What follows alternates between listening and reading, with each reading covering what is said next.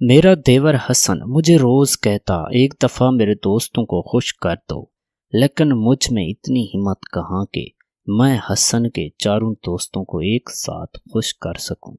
لیکن ایک رات انہوں نے مجھ سے زبردستی کی۔ اس دن میں اپنے دیور حسن کے دوستوں کو خوش کر کر کے تھک گئی تھی، اور تھکن سے چور ہو کر میں بستر پر آ کر لیٹ گئی تو دیکھا کہ صبح کی سرخی پھیلتی جا رہی تھی، اور میں نے پردے گھرا دیے اور آنکھیں بند کر کے نیند کی آغوش میں چلی گئی۔ کئی بار میں نے سوچا کہ اپنے دیور حسن سے کہوں گی کہ مجھ سے اب اس کی اور اس کے دوستوں کی خدمت نہیں ہوتی۔ ساری رات میں حسن اور اس کے دوستوں کو خوش کرنے میں گزار دیتی تھی، اور پھر دن چڑھتے سوتی رہتی تھی، اور میرے گھر کا سارا کام ادھورا پڑا رہتا تھا۔ کچن میں جاؤں تو برتنوں کا پہاڑ مجھے رلانے کا منظر ہوتا تھا، کھانا الگ بنانا پڑتا تھا۔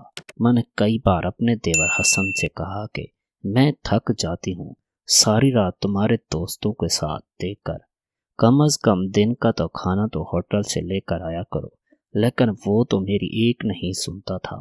شاید اسے مزہ آتا تھا مجھ سے مشقت کروانے میں، اور میں تو تھی ہی اس کی نوکر۔ میں ملتان سے تعلق رکھتی تھی، میں بہت حسین تھی۔ والدین سوچتے تھے کہیں ہماری لڑکی غلط قسم کے چکروں میں نہ پڑ جائے، اس لیے چھوٹی عمر میں میری شادی کر دی۔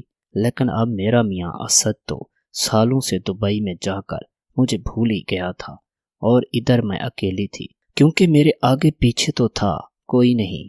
میکے میں میرا منہ بولا بھائی غفور ہوتا تھا، جس نے مجھے رخصتی کے وقت کہا تھا کہ واپس مت آنا، اور جب میں میاں کے ملک سے باہر جانے کے بعد غفور کے پاس رہنے کے لیے گئی تو انہوں نے مجھے کہا کہ میرے لیے ان کے گھر میں کوئی جگہ نہیں ہے، ان کی اپنی جوان بیٹیاں ہیں، ان کا خود کا خرچہ زیادہ ہے۔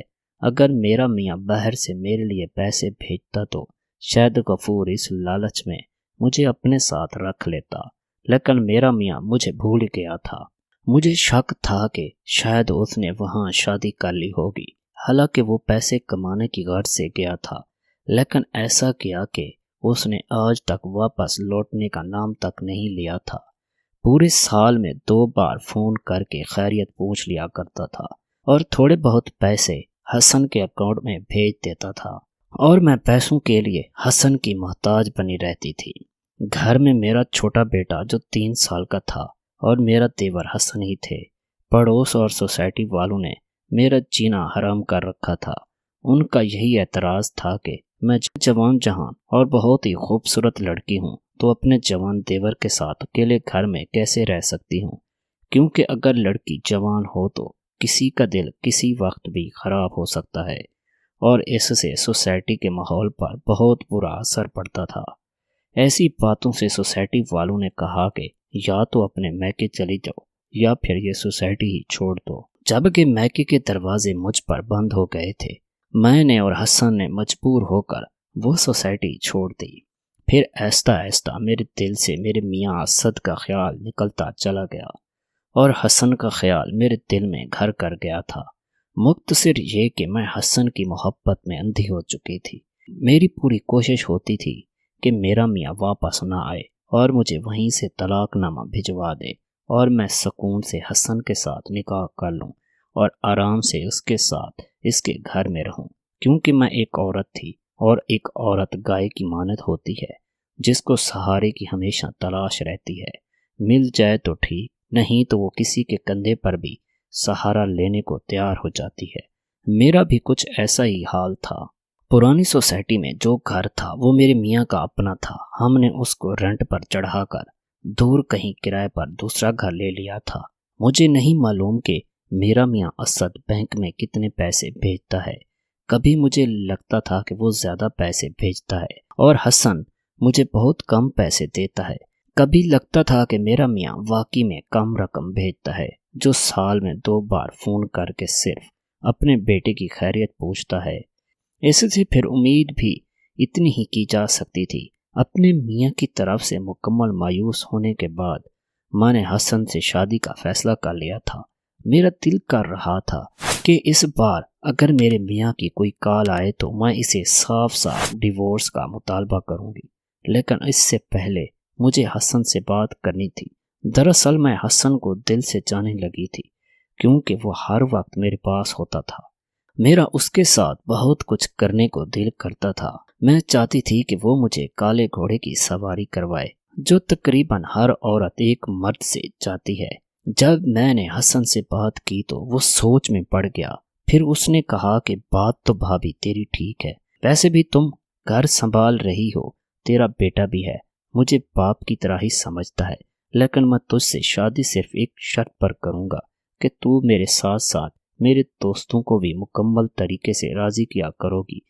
پہلے تو مجھے سمجھ نہ آئی کہ اب ان لوگوں کو کیسے خوش کر سکتی ہوں، کیونکہ میں تو اکیلی ہوں اور اس کے دوست تو 4-5 ہیں، تو شاید میرے لیے برداشت کرنا مشکل ہی نہ ہو جائے۔ خیر، میں نے سوچا فی الحال شادی تو ہو جائے، باقی تو بعد میں دیکھا جائے گا۔ میں حسن کی بات سن کر بہت خوش ہوئی۔ وہ بھی مجھ سے شادی کرنے کے لیے راضی تھا، لیکن اس کی عجیب و غریب شرط میری سمجھ میں نہیں آئی تھی۔ لیکن جو بھی تھا، حسن مجھے سہارا دینے کو تیار ہو گیا تھا، اس لیے میں نے اس کی ہر شرط ماننے کو تیار تھی۔ اب میں حسن کے ہاتھوں کی کٹ پتلی بن کر رہ گئی تھی۔ اس کے پرانے ٹاؤن کے دوست تھے جو اس ٹاؤن میں بھی آنے جانے لگے تھے۔ یہ اس کے پکے اور نسلی دوست تھے۔ میں اس کے سارے دوستوں کو اچھی طرح جانتی تھی، کیونکہ وہ پچھلی سوسائٹی میں بھی ہمارے گھر میں آتے رہتے تھے اور حسن کے ساتھ مل کر لڈو کھیلتے تھے۔ وہ لوگ وہاں بھی ساری رات لڈو کھیلتے تھے اور یہاں بھی آ گئے تھے، تو ادھر بھی وہی کام پکڑ رکھا تھا۔ اب میرا کام یہی تھا کہ میں حسن اور اس کے دوستوں کو خوش رکھوں۔ مجھے ایسا ہر حال میں کرنا تھا، کیونکہ حسن نے شادی کے لیے یہی شرط رکھی تھی۔ اب اس کے دوستوں نے روز کا معمول بنا دیا تھا۔ وہ رات 9 بجے لڈو کھیلنے آتے تھے۔ جب سارا ٹاؤن سو جاتا تھا، پھر وہ ساری رات اسی گھر میں لڈو کھیلتے، چائے پیتے، کھانا بھی کھاتے۔ کھانا بھی میں ہی ان کے لیے بناتی تھی۔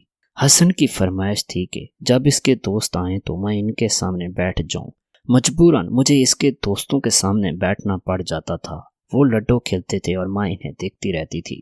میں رات بھر انہیں خوش کرنے میں لگی رہتی تھی تاکہ حسن مجھ سے خوش ہو جائے۔ انہیں ہر 1 گھنٹے بعد چائے چاہیے ہوتی تھی۔ میں ان کے لیے چائے بناتی تھی۔ پھر انہیں بھوک لگتی تھی تو کبھی انڈا فرائی کر کے دیا تو کبھی کچھ اور بنا کے دیا۔ ایسا محسوس ہوتا تھا کہ یہ لوگ سارا دن کچھ کھاتے پیتے نہیں، اور یہاں آ کر دن اور رات دونوں کو کھانا مل کر ایک ساتھ کھاتے ہیں۔ کبھی آدھی رات کو بریانی کی فرمائش کر دیتے اور میں کچن میں گرمی میں مر کر ان کی بریانی بناتی تھی۔ کبھی ان کو پائے چاہیے ہوتے تو کبھی قورمہ۔ ہر رات ان کی ایک نئی فرمائش ہوتی تھی اور میں ان کی فرمائش پوری کر کے عادی ہو گئی تھی، لیکن پیسے خرچ کرنے میں اس کے یار بھی دریغ نہ کرتے تھے۔ کھانا بنانا تو ایک الگ کام تھا جس سے میں تھک جاتی تھی۔ مجھے کوئی مسئلہ بھی نہیں ہوتا تھا، لیکن مجھے ان کی نظروں سے خوف آنے لگا تھا۔ وہ لوگ مسلسل میرے چہرے کا جائزہ لیتے رہتے۔ جب میں کچن میں کھانا بنا رہی ہوتی تو ان کا کوئی نہ کوئی دوست بہانے سے کچن میں آ جاتا کسی کام کے لیے، اور پھر وہ تھوڑی دیر کھڑے رہ کر مجھ سے بے تکلف ہونے کی کوشش کرتا۔ میں بغیر دوپٹے کے گرمی میں کچن میں کام کر رہی ہوتی۔ اس طرح وہ لوگ آتے تھے تو میں گھبرا جاتی تھی اور فوراً سے دوپٹہ اوڑھ لیتی تھی۔ کچھ ہی عرصے میں مجھے احساس ہو گیا تھا کہ حسن کے دوست اچھے کردار کے نہیں ہیں۔ وہ عجیب سی نظروں سے دیکھتے ہیں۔ وہ اپنی اوقات سے آگے بڑھنے کی کوشش کر رہے ہیں۔ مجھے سمجھ نہیں آتی تھی کہ آخر حسن نے ان سب کو اتنا سر پر کیوں چڑھا کر رکھا ہوا ہے۔ کیا حسن کو نظر نہیں آ رہا تھا کہ ان کی حرکتیں دن بدن عجیب ہوتی جا رہی ہیں، اور ان کی خدمت کرنے کے لیے حسن بہت سارا راشن، گوشت وغیرہ لے کر آتا تھا۔ اس مہنگائی کے دور میں بھی سوچتی تھی کہ اتنا پیسہ حسن کے پاس سے کہاں آتا ہے۔ اب تو میرا شک یقین میں بدل گیا تھا۔ میرا میاں بہت زیادہ پیسے حسن کو بھیجتا تھا، اور وہ مجھے کہتا تھا کہ میرے میاں نے تو بالکل کم رقم بھیجی ہے۔ ایسا کیسے ہو سکتا تھا؟ وہ اپنے بیٹے سے غافل رہے اور اس کا خرچہ پورا نہ بھیجے۔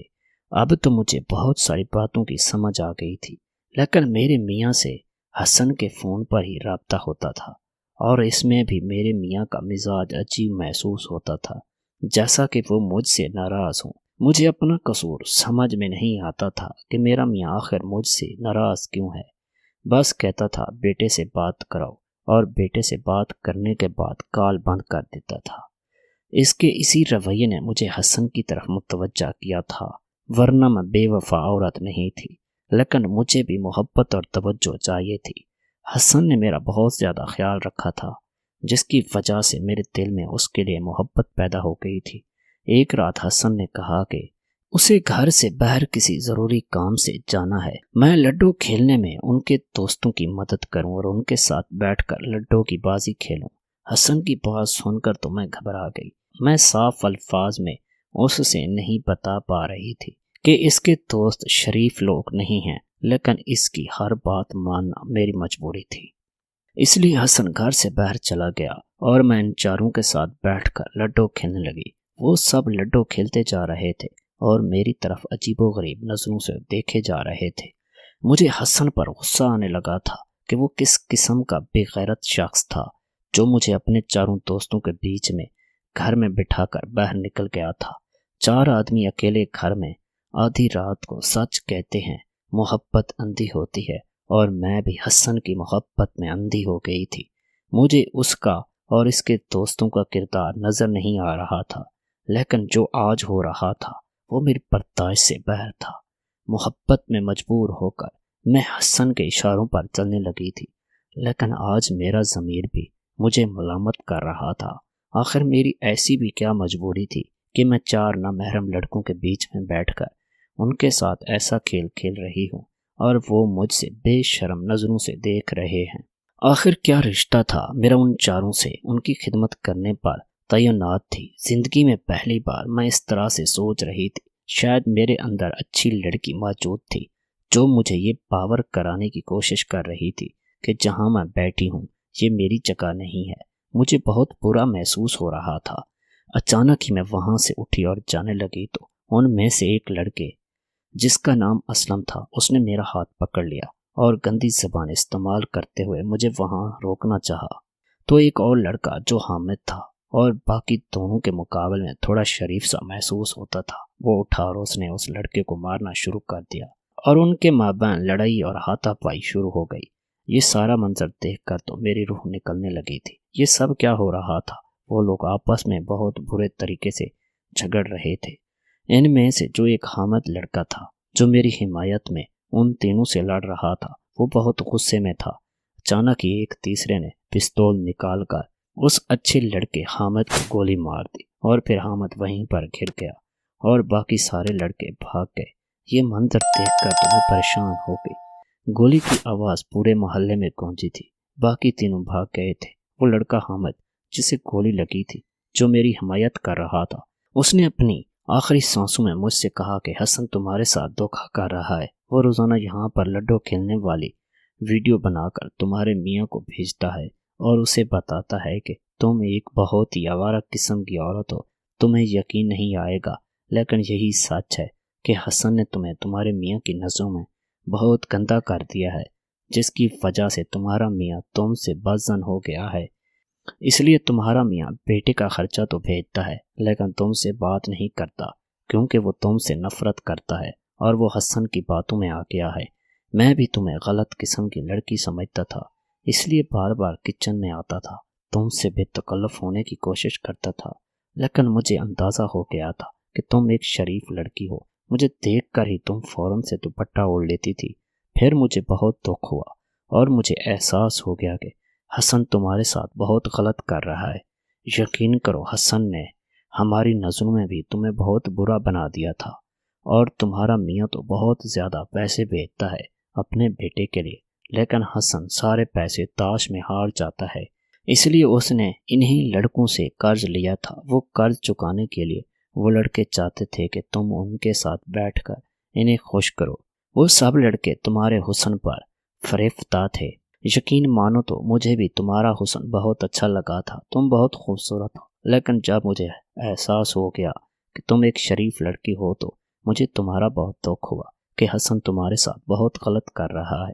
یقین مانو وہ کبھی بھی تم سے شادی نہیں کرے گا، وہ صرف تمہیں استعمال کر رہا ہے، کیونکہ اسے پتہ ہے کہ اگر وہ تمہیں چھوڑ دے گا تو تمہارا میاں اپنے بیٹے کا خرچہ بھیجنا بند کر دے گا، اور اسی خرچے پر تو حسن کا سرکٹ چل رہا ہے۔ تمہارا میاں لاکھوں کی رقم بھیجتا ہے ہر مہینے حسن کو، جس سے وہ چند ہزار روپے تمہیں دیتا ہے اور کہتا ہے کہ تمہارے میاں نے اتنے ہی بھیجے ہیں، حالانکہ یہ سب جھوٹ ہے۔ اب پلیز حسن کا یقین مت کرنا، ابھی بھی وقت ہے، اپنے میاں سے بات کر کے اس کی غلط فہمی دور کرو اور اس کے پاس چلی جاؤ یا اسے اپنے پاس بلا لو، لیکن ایک اس حسن پر اعتبار مت کرنا۔ وہ لڑکا حامد اپنی آخری سانسوں میں یہ باتیں کہہ کر دم توڑ گیا تھا، اور مجھے اس کے حرف حرف پر یقین تھا، کیونکہ آخری سانسوں میں کوئی بھی شخص گناہ نہیں کرتا۔ اس لڑکے حامد کو یقین ہو گیا تھا وہ مرنے والا ہے، اس لیے اس نے ساری سچائی مجھے بتا دی تاکہ وہ اس دنیا سے جاتے جاتے میرا بھلا کر جائے اور خدا اس سے راضی ہو جائے۔ تھوڑی دیر میں پولیس آ گئی تھی۔ اس لڑکے حامد نے پولیس کو مرنے سے پہلے بتایا کہ اسے دوسرے لڑکوں نے گولی ماری، ورنہ تو پولیس یہی سمجھ رہی تھی کہ میں نے اس لڑکے کو گولی ماری ہے۔ شکر ہے کہ پولیس کے آنے تک وہ لڑکا زندہ تھا اور اس نے اپنا بیان دے دیا تھا، ورنہ میں تو آج جیل میں ہوتی۔ اس کے قتل کے جرم میں پولیس نے ان تینوں لڑکوں کا پیچھا کیا اور ان کو پکڑ لیا، اور وہ لڑکا جو مر گیا تھا اس کے گھر والے اس کی لاش لے گئے۔ مجھے اس لڑکے کے مرنے کا بہت افسوس تھا۔ اس کے بعد میں نے میاں کو فون کر کے اس کی ساری غلط فہمی دور کی اور رو رو کر اس سے معافی مانگی، تو وہ مجھ سے بہت ناراض تھا۔ کبھی بھی کسی انسان پر اندھا اعتبار نہیں کرنا چاہیے۔ انسان کو اپنے برائے اور اچھے برے کی پہچان ہونی چاہیے اور اپنی آنکھیں کھلی رکھنی چاہیے، کیونکہ بعض اوقات لوگ اپنی غرض کے لیے ہر حد سے گزر جاتے ہیں، کسی دوسرے انسان کا احساس تک نہیں کرتے اور انسانیت کی ساری حدیں پار کر جاتے ہیں۔ محترم ناظرین اور سامعین، اس طرح کی مزید ویڈیوز دیکھنے کے لیے ہمارے اس یوٹیوب چینل کو سبسکرائب کیجیے گا، ویڈیو کو بھی لائک کیجیے گا اور بیل آئیکن پر ضرور کلک کیجیے گا تاکہ نیو اپلوڈ ہونے والی ویڈیو کا نوٹیفیکیشن آپ کو ٹائم پر مل سکے۔